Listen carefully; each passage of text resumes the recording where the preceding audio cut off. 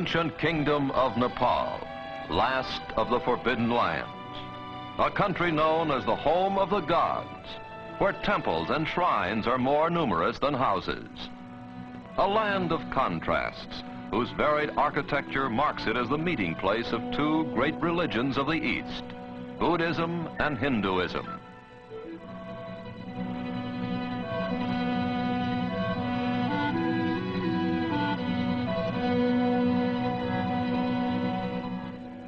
A land where primitiveness and ritual go hand in hand with friendliness and laughter.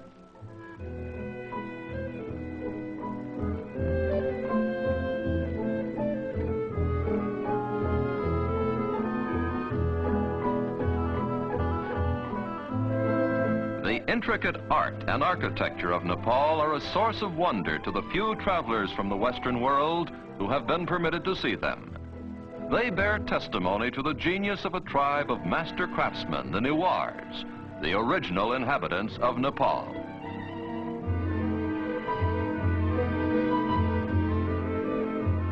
In centuries past, the Newars traveled far beyond their own borders, and in all likelihood, it was they who introduced the distinctive pagoda style to China and Tibet.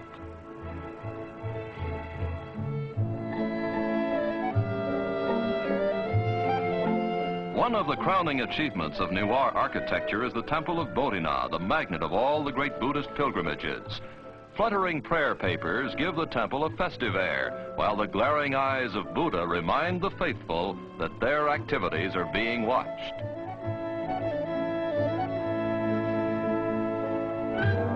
A reminder which even the children heed as they busily spin the prayer wheels at the base of the temple.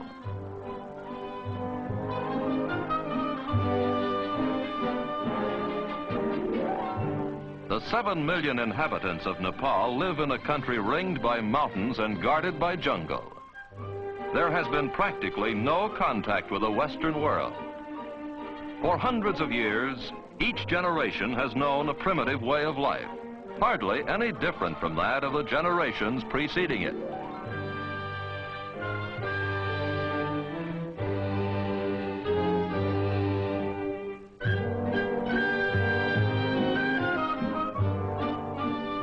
Despite its isolation, Nepal has been a bridge between India to the south and Tibet to the north.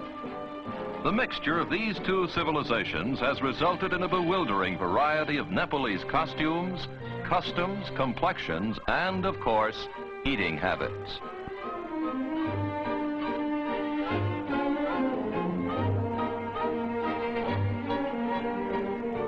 Here, a traveling Hindu fakir, or yogi, demonstrates the latest in imported headgear, a turban fashioned out of hair instead of fabric.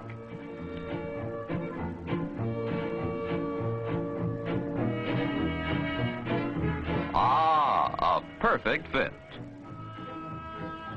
This hairdo is much simpler.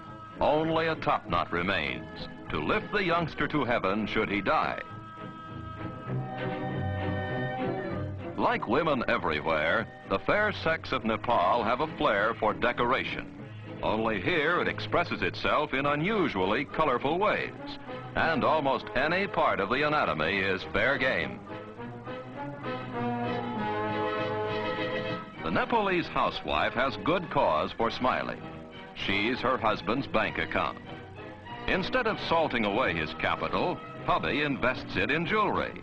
A man's wealth can actually be gauged by the decorations sported by his ever-loving spouse. In a land where so many gods are worshipped, festivals and religious ceremonies occupy a good part of the time. Almost every day is a holiday. Some of the festivals are not only gay like this one, but also gory, like the annual Hindu festival of the Dasara, during which hundreds of buffaloes are decapitated as sacrifices to the goddess Durga. A wedding is also an occasion for celebration. It's an expensive affair, but not for the blushing bride. Her trousseau and ornaments are paid for by the groom, who also foots the bill for all the expenses of the elaborate ceremony.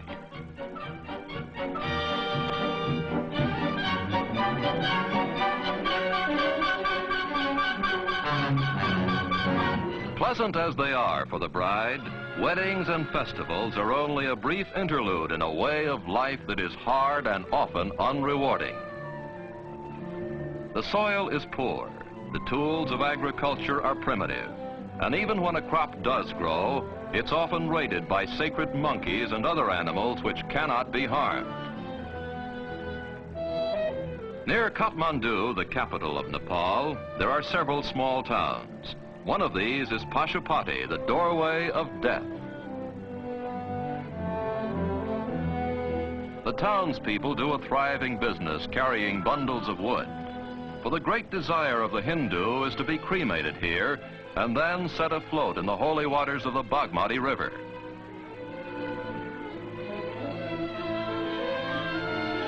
For the living, the Bagmati serves to cleanse not only the soul, but also the laundry.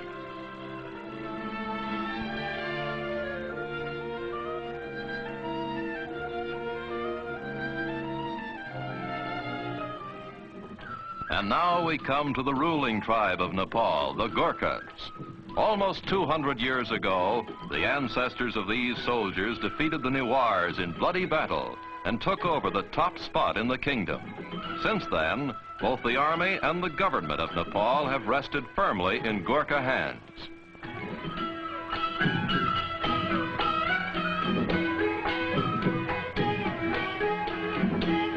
Despite his fondness for dancing while dressed in milady's finery, the Gurkha is considered one of the toughest fighting men in the world. Gurkha regiments have fought valiantly in the British Army for many years. During the First World War, a quarter of the male population of Nepal, some 200,000 Gurkha soldiers left their women, families, and entertainment behind and distinguished themselves in combat abroad.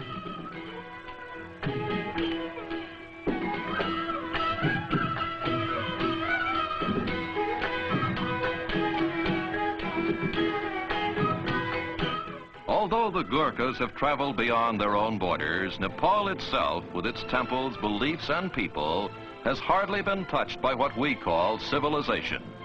It remains a land of savagery, simplicity, and beauty. A land which only now is beginning to reveal its secrets and its splendors to a curious world.